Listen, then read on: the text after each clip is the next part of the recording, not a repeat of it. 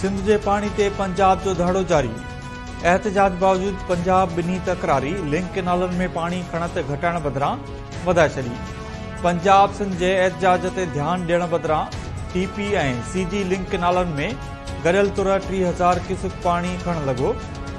एडसा मूजिब CG link canal में 16,500 cusec बदिरां 18,000 cusec पानी खयो पियो वञे। टीपी लिंक केनाल मां 6,786 क्यूसेक मां वधाए 12,000 क्यूसेक पानी खयो पियो वञे। सिंध में पुछड़ी जा आबादगार पानी लाइ एहतजाज करे रहिया आहिनि।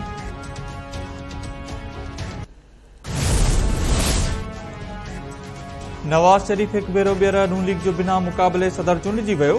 संदसि मुक़ाबले में कंहिं उम्मीदवार फार्म जमा न करायो। नवाज़ शरीफ़ चयो आहे त साकिब निसार मूंखे सॼी जमात लाइ नाइल कयो, पर अॼु नून लीगी कारकुननि उहो फ़ैसिलो रद्द करे टोकरी में विझी छॾियो। लाहौर में पार्टी जनरल काउंसिल जे इजलास खे ख़िताब कंदे नवाज़ शरीफ़ चयो आहे त 1990 ईस्वी में नून लीग जी हुकूमत ख़तम न कई वञे हा त अॼु मुल्क में बेरोज़गारी ऐं गुरबत नाले का शइ न हुजे हा। पीटीआई बानी पंहिंजी सियासत जे रोशनी ऐं शुरूआत ते ॿियनि जे कुल्हनि ते रखी हुई। उन बावजूदि मूं पीटीआई बानी खे गॾु हलण जी आशा कई, पर बाद में हू लंडन वियो, जिते हिकु जनरल कैनेडा मां आयल हिकु मौलाना चौधरी परवेज़ इलाही ऐं ॿियनि गॾिजी मुंहिंजी हुकूमत ख़िलाफ़ प्लान ठाहियो, जंहिं बाद धरना शुरू थी विया। मुल्क ख़िलाफ़ कयल साज़िश ते पीटीआई बानी क़ौम खे जवाब ॾे, असां 9 मई न पर 28 मई वारा आहियूं।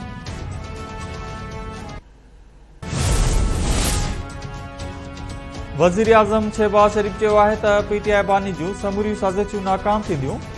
अवाम बि पीटीआई बानी जी साज़िशुनि खे पेरे हेठां लताड़े छॾियो। लाहौर में मुस्लिम लीग नून जे जनरल इजलास खे ख़िताब कंदे वज़ीर आज़म चयो त 2018 में नून लीग जे खटियल चूंड शिकस्त में तब्दील कई वई। लंडन में वेही पाक फ़ौज ऐं शहीदनि ख़िलाफ़ ज़हर उगाचियो वियो।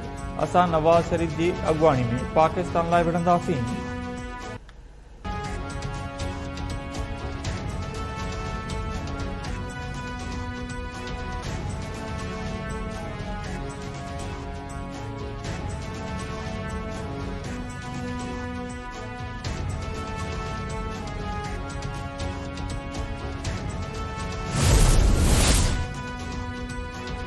JUIF जे सरबराह मौलाना फज़ल रहमान जी GDA सरबराह पीर पागारे सां मुलाक़ात। राजा हाउस कराची में थियल मुलाक़ात दौरान मुल्क जी ताज़ी सियासी सूरतहाल ते ॻाल्हियूं। वफ़ाक़ी ऐं सिंध हुकूमत जी कारकरदगी ऐं अवामी इशूज़ ते बि ख़्यालनि जी ॾिवट। पीर पागारे जो चवणु आहे त मुल्क में कणक जो बम्पर फसल लहण बावजूदि कणक ॿाहिरां घुराई वई।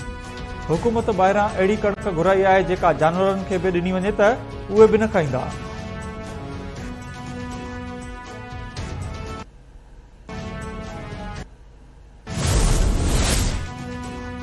जेल में वेठल शख़्स मुल्क खे नुक़सान पहुचाइण चाहे थो। शेख मुजीब खे क़ौमी हीरो करार ॾेई हिकु शख़्स मुल्क ख़िलाफ़ साज़िश कई। सिंध जे सीनियर वज़ीर शर्जील इनाम मेमून चयो आहे त पीटीआई बानी जी जंग रुगो पाकिस्तान सां आहे। ग़लति वीडियोज़ हलाए मुल्क खे नुक़सान पहुचाइण जी कोशिश कई पई वञे। हिकु भेरो ॿीहर 9 मई जहिड़े साने जी कोशिश थी रही आहे। इदारनि जे सहारे ते इक़्तिदार माणींदड़ शख़्स ई इदारनि ख़िलाफ़ मुहिम हलाए रहियो आहे।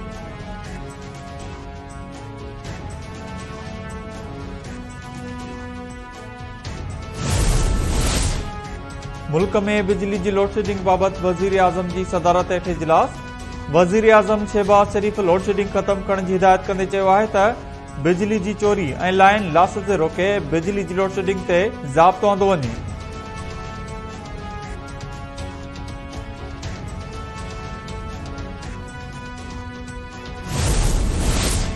ऐं नए माली साल 2024-25 जी वफ़ाक़ी बजट 7 खां 9 जून जे विच में पेश थियण जो इम्कान। सालियानी प्लान कोऑर्डिनेशन कमेटी जो इजलास बि 31 मई ते तलब।